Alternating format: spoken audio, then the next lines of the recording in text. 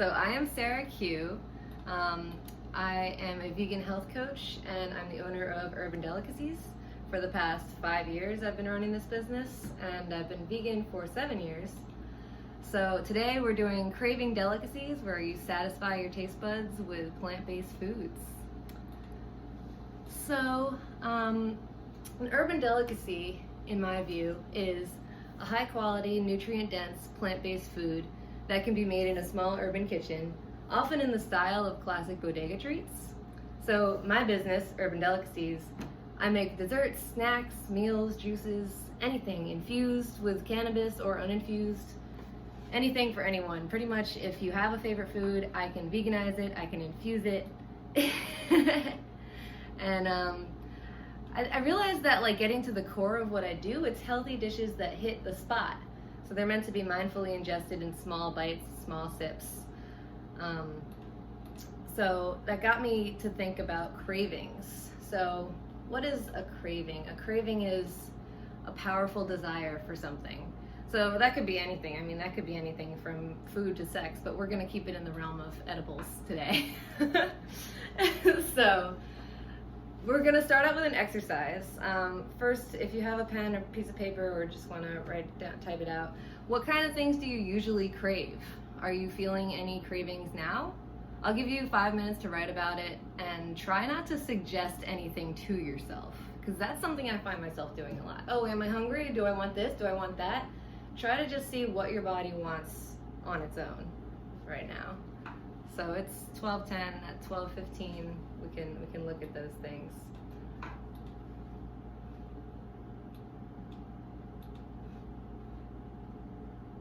Maybe I'll put on a little song.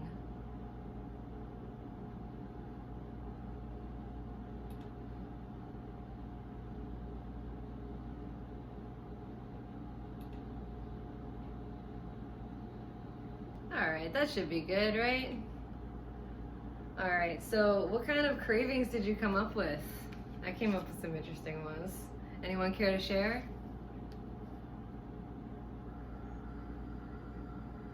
Cool. Okay, I'll go. My cravings are cheesecake,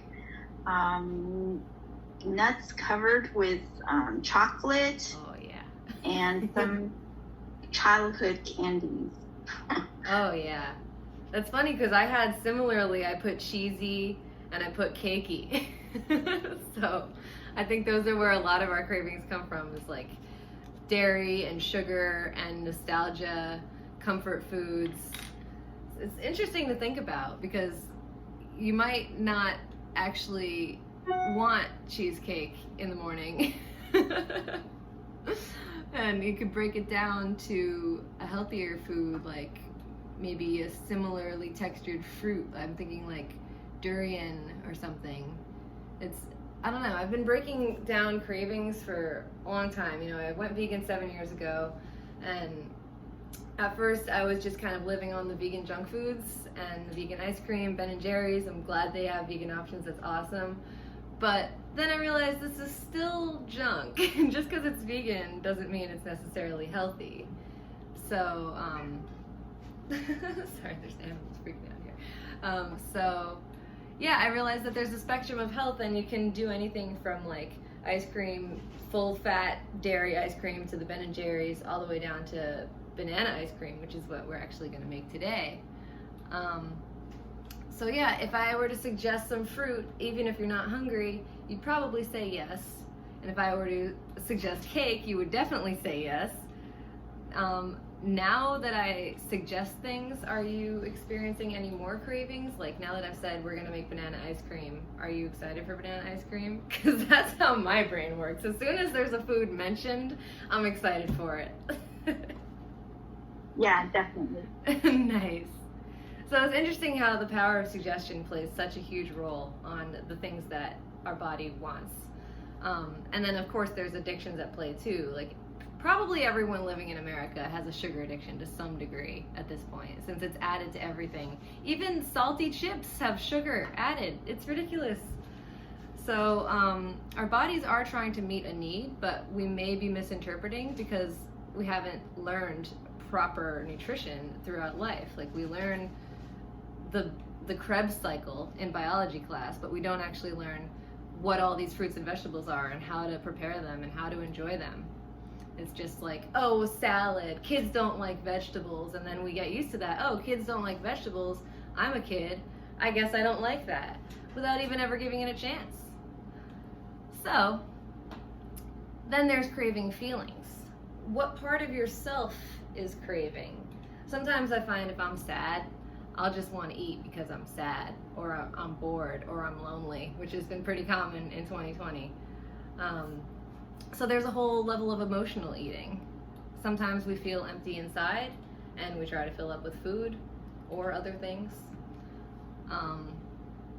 Nostalgia is a big part. Like, I used to go to the ice cream parlor with my grandma, and I was always really excited to go to Dippy's. And now I'm realizing I wasn't actually excited to like ingest the dairy and the sugar. I was more excited to do a fun thing with my grandparents and bond over the pleasure of the experience. So it's interesting to think about. Is this relating to you guys? Do you have any similar experiences where it's like you're excited for the food thing with the people that you love, but it might not actually be about the food? So, all right. Evolution. If food was available, we ate it, and we evolved to be able to store fat on our bodies. It's an evolutionary advantage, the chub you might have.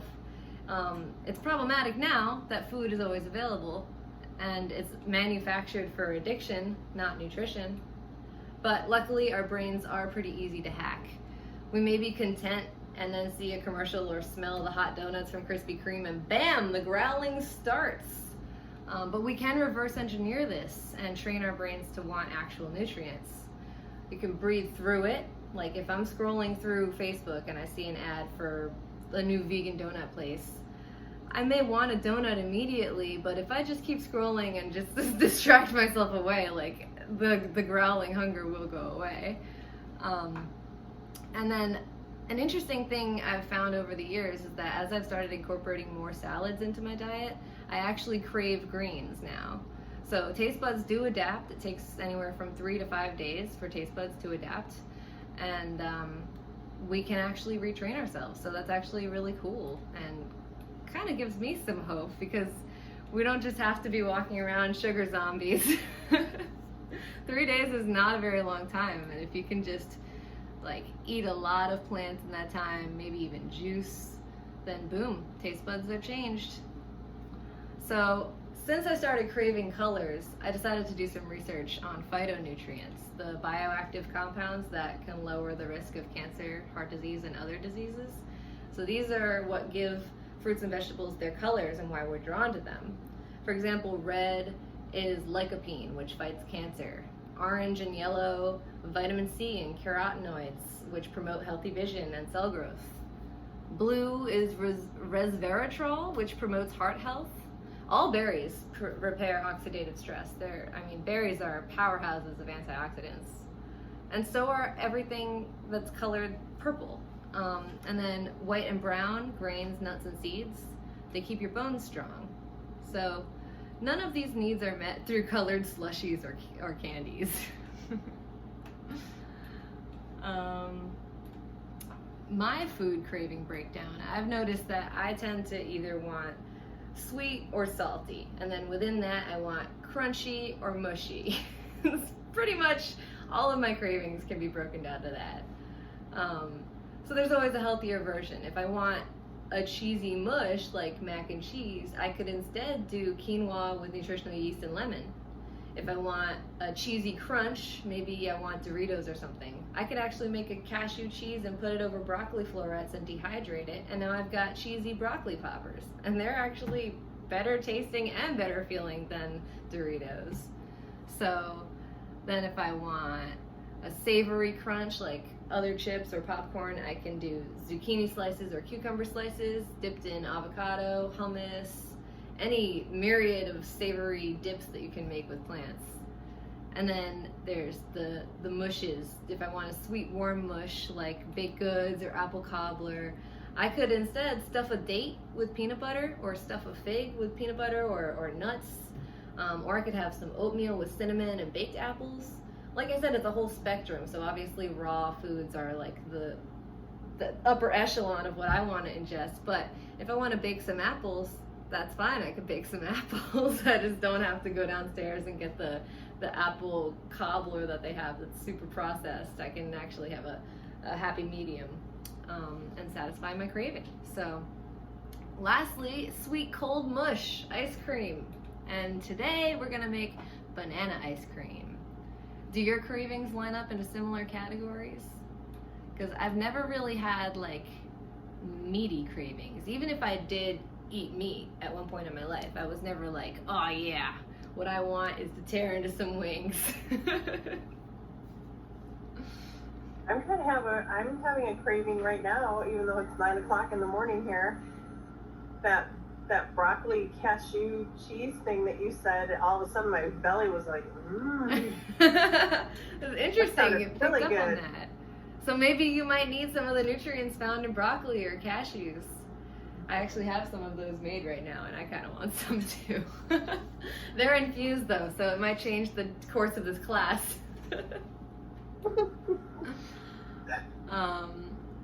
So all right, ice cream. If you get your brain excited for ice cream and then you serve your body anything remotely resembling ice cream, your brain will be happy and your body will be nourished. So who needs the secretions of another animal meant for its babies when we have bananas? A favorite nutrient source throughout our evolution, and also a great source of potassium, B6, and vitamin C. So for banana ice cream, you're gonna wanna, first of all, just always have a good stock of fruits on hand. It's always good to have fruits, because that's why we like to grab candy bars and eat them immediately. It's picking a fruit off of a tree. You see a bright color, you want to grab it and you want to eat it. So might as well just keep a rainbow of fruits and veggies around your kitchen. So I usually have like 2 or 3 bunches of bananas ripening at any given moment. And once they get a little too brown for my oatmeal, I just peel them and freeze them. And so I've actually got a whole bag here of frozen bananas. Is anyone else doing this with me? Did you guys freeze bananas, and do you have a food processor? Because that would be fun. Okay, cool. Well, if you're watching this later, you can do this at home with me. It's a good time. So they all get frozen together, so you have to like bang them out. Bam. And let's see here, what's the next step? Put 2 to 5 in the food processor alone or with a little liquid. You can use nut milks, vanilla extract, almond extract, maple syrup, or dates for extra sweetness or a caramel vibe. And then you can add any kind of crunch you want. Think of it like you're your own Cold Stone bananery right now. You can add almonds, peanut butter, mint, cacao powder. Use your imagination or keep it simple. There are lots of times that I literally just blend bananas, maybe add a tiny bit of water, and I'm golden, because bananas are great by themselves. But when I made it for my parents on Christmas, I definitely added a little bit of sugar-free chocolate hazelnut sauce, and that was really the creme de la creme for them. They were like, we thought this was gonna be just bananas, but this is really ice cream. So after you've actually blended it, you could always add toppings too. Shredded coconut, cinnamon, date sauce, cashew vanilla sauce. You can go wild. So I'm actually gonna go ahead and make some of this right now. I'm not super hungry. I actually do intermittent fasting, so I usually eat at like 3 o'clock in the afternoon, like 3 till 7 or 8, so that I have the rest of the night to just digest everything that I've had.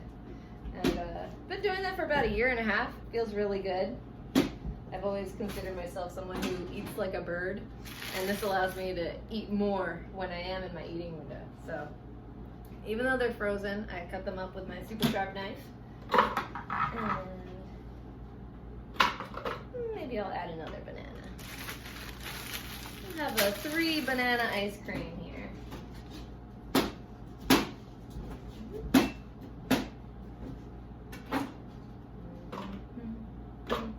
So I'm gonna add a little bit of peanut butter and a little bit of vanilla extract, and probably some water, just to make sure it blends nice and smoothly.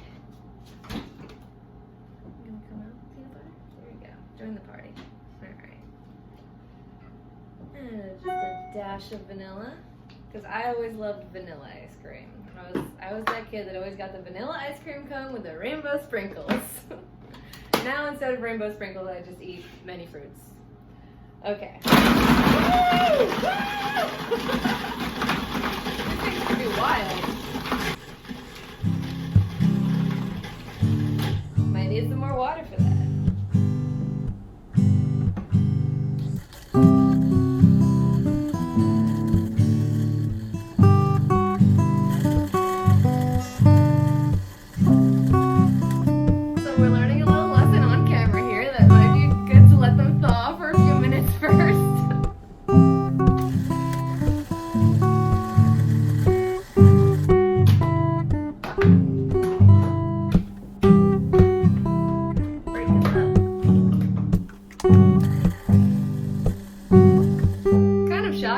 One lump just won't go away, but I'm just gonna call it and enjoy what we have blended. So you can see it's pretty creamy, except for that one. Ignore that part. But now I need myself a little bowl, and I'm gonna top it with probably some of the sugar-free Nutella and some coconut flakes for sure. So if you guys were doing this, what do you think you would want to mix in and top it with?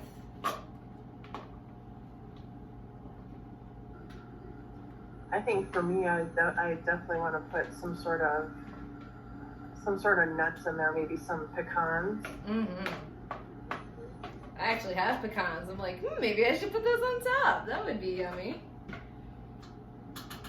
I made, actually using some of the same ingredients. Yesterday I made raw banana cinnamon rolls, which are like bananas cut lengthwise and then dehydrated, and then you make like a date paste with chopped nuts and just dates and water, maybe a little vanilla if you want.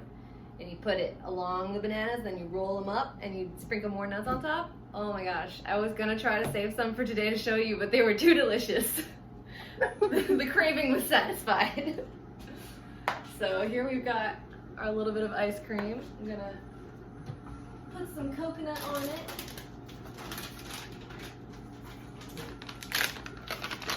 And I figured I would be a faster talker than I thought. This is pretty much the ending activity. Are these usually an hour? No, it's between 45 to an hour. Okay.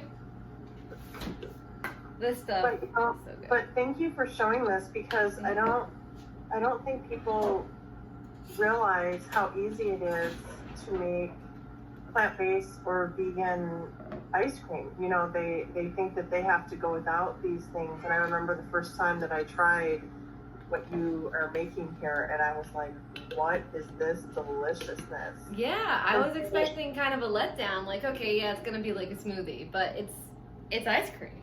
Ice cream. So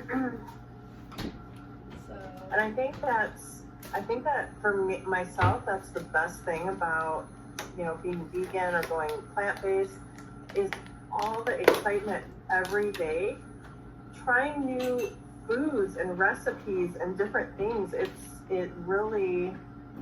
gives your life new purpose, because you're like, oh my goodness, what am I going to learn about today? yeah. You know, with foods and with eating.